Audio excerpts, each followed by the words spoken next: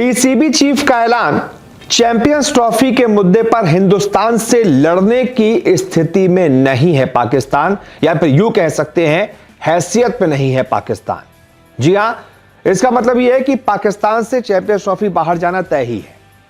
क्योंकि PCB chief, मैंने ऐसे कोट करके क्यों बोला, क्योंकि ये पूर्व पीसीबी चीफ हैं, अभी मौजूदा पीसीबी चीफ नहीं है, पूर्व पीसीबी चीफ हैं, जिन्होंने ये बयान दिया है कि पाकिस्तान की एक तरीके से हैसियत नहीं है कि वो हिंदुस्तान से इस मुद्दे पर लड़ पाए कि आप यहां पर आइए, यहीं पर खेलिए, नहीं तो हम ये कर देंगे, हम वो कर देंगे, हम आपके यहां अगला वर्ल्ड कप खेलने नहीं आएंगे। ये सब धमकियों को देने की स्थिति में पाकिस्तान है नहीं। दरअसल चैंपियंस ट्रॉफी 2025 का जो आयोजन पाकिस्तान में होना है, फरवरी मार्च में यह आयोजन पाकिस्तान क्रिकेट बोर्ड को करना है। अब इसमें बीसीसीआई भारतीय टीम को पाकिस्तान भेजने के पक्ष में नहीं है। बीसीसीआई ने आईसीसी से चैंपियंस ट्रॉफी 2025 को हाइब्रिड मॉडल में कराने की गुजारिश की है। इससे पहले एशिया कप का आयोजन भी हाइब्रिड मॉडल में हुआ था। हालांकि वो आईसीसी नहीं बल्कि एशियाई क्रिकेट काउंसिल का इवेंट था, इसलिए बड़ी आसानी से हो गया था। अब ऐसे में आईसीसी ये करवाएगा या नहीं करवाएगा हाइब्रिड मॉडल पर, यानी कि पाकिस्तान में कई सारे मैचेस हो और हिंदुस्तान की टीम के मैचेस कहीं बाहर हो जाएं, श्रीलंका में हो जाएं, दुबई में हो जाएं। ये होता है हाइब्रिड मॉडल की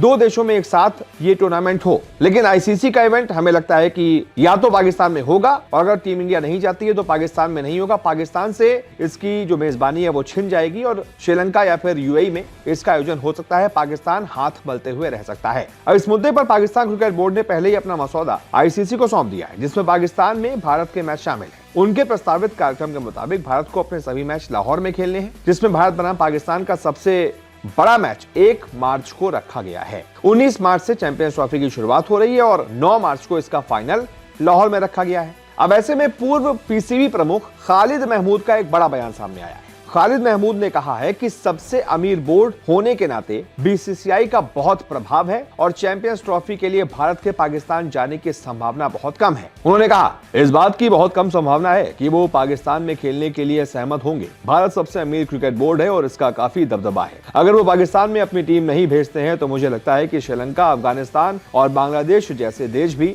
उनके रास्ते पर चलते हुए इसमें शामिल हो जाएंगे। पूर्व पीसीबी प्रमुख ने आगे कहा कि अगर बीसीसीआई चैंपियंस ट्रॉफी के लिए भारत को नहीं भेजने का फैसला करता है तो यह पाकिस्तान के लिए अच्छा नहीं होगा। पूर्व पीसीबी प्रमुख ने कहा, देखिए, इस स्तर पर बात यह है कि आप केवल पैरवी कर सकते हैं और अन्य बोर्डों को अपने पक्ष में करने के लिए मनाने की कोशिश कर सकते हैं। भारत का आईसीसी में बहुत ज्यादा दबदबा है। ऐसे में जैसे को तैसा की रणनीति अपनाना पाकिस्तान के लिए अच्छा नहीं होगा। बात है, जब बीसीसीआई कहता है कि वो अपनी टीम नहीं भेज सकता और अपने मैच पाकिस्तान के बाहर खेलेगा तो ये पाकिस्तान के लिए आईसीसी कार्यक्रम की मेजबानी करने के उद्देश्य को कम कर देता है। यानी कि भाई, अब इससे सीधा सीधा क्या बयान लोगे?